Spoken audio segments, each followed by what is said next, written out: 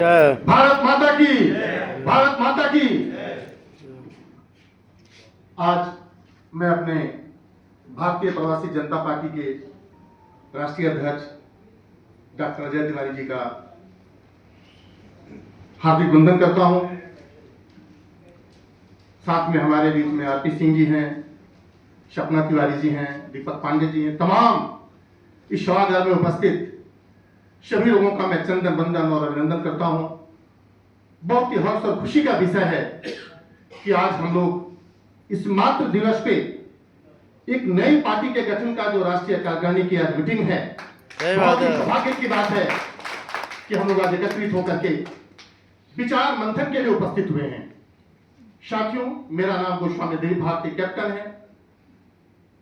मैं आपको बताना चाहूंगा, डॉक्टर अजय तिवारी जी विगत कई सालों से, 15 सालों से तो मैं देखते आ रहा हूं, जो उनके दिल में दर्द है, पीड़ा है, वो शायद आप में भी है, लेकिन उन्होंने बड़े करीब से जाना है, समझा है। तब जाकर के इन्होंने भारतीय प्रवासी परिषद का गठन किया। उसके उपरांत इन्होंने सोचा कि हमारे देश की तमाम पार्टियां, ऐसा कोई भी राज्य नहीं जो उन्होंने प्रवासी और प्रवासी के जो भेदभाव किया, उन्होंने इसको समझाया कि प्रवासी कौन नहीं है। हर व्यक्ति एक प्रांत से दूसरे प्रांत में जाकर के अपनी जीविका चलाता है, वह व्यक्ति प्रवासी। कुछ लोग इसको मतभेद कर देते हैं कि नहीं, प्रवासी ऐसे नहीं जो देश से बाहर होता है, लेकिन नहीं, उसे हमारा जब एक बच्चा 12th क्लास का एग्जाम देता है तो भारत की सरकार हमें माइग्रेशन सर्टिफिकेट देती है, जिसको हम प्रवासी प्रमाण पत्र कहते हैं। दिल्ली यूनिवर्सिटी में, किसी यूनिवर्सिटी में जाएंगे, जब तक आपके हाथ में प्रवासी प्रमाण पत्र का सर्टिफिकेट नहीं होगा तो कोई कॉलेज वाला एडमिशन नहीं देता है। तो भला हम प्रवासी, जब सरकार ही हमें बनाती है तो प्रवासी कैसे लेंगे?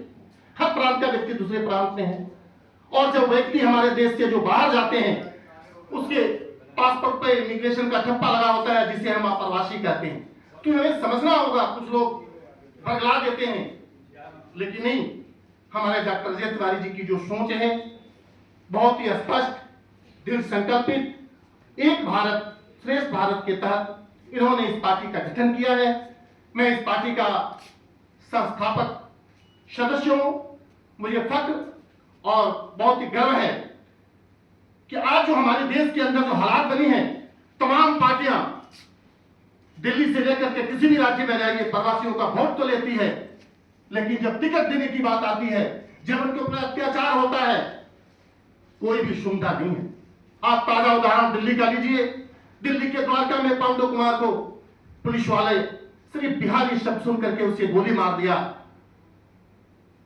आप न्यूज में देखे, लेकिन एक बिहार का केंद्रीय मंत्री कहता है मर गया तो क्या हुआ। तब हमें बहुत दर्द और पीड़ा होती है कि एक लौता बच्चा अपने परिवार का पालन पोषण करता था, और उस पुलिस वाले की हिम्मत देखिए कि उस बिहारी शब्द को सुन करके गोली मारा। तब मुझे लगता कि हाँ, हमारे डॉक्टर अजय तिवारी जी ने जो जिस पार्टी का गठन किया, बिल्कुल सही, सटीक और सही निर्णय लिया है। मैं इतना ही कहना चाहूंगा, समय बहुत कम है, सभी को बोलना है, हमें एकजुट रहना है, एकता बनाए रखना है, चाहे कोई कुछ भी कहता रहे। हमारे अध्यक्ष ने भी कहा है कि भारतीय जनता पार्टी 1984 में बनी, 3 लोगों ने मिलकर पार्टी बनाई थी, अटल, अडवाणी और जोशी जी ने, और आज मुझे लगता है 30-35 सालों के बाद आज इस मुकाम तक पहुंचे हैं। तो हम लोग इस हॉल में जिस तरह दूध को मत करके घी बनाया जाता है, उस तमाम भीड़ में से हमें चुन करके डॉक्टर अजय तिवारी जी ने जो आमंत्रित करके यहाँ बुलाया है, हमें नेक इरादा के साथ इस कार्य को करना है। और तमाम पार्टियों के बीच में हमारे डॉक्टर अजय तिवारी जी ने अपने सर पे कफन बांध करके जिस पार्टी का निर्माण किया है, हम लोग इनके सिपाही है।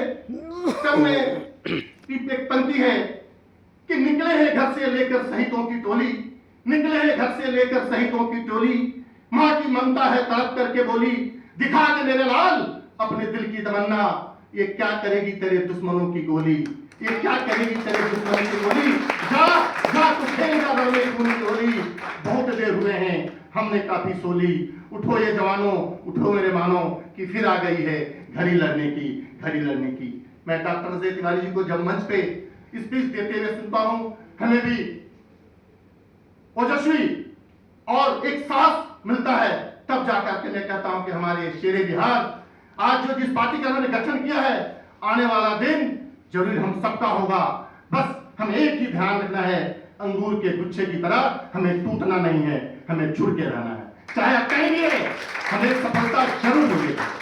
जय हिंद, जय भारत, भारत माता की जय। भारत माता की जय।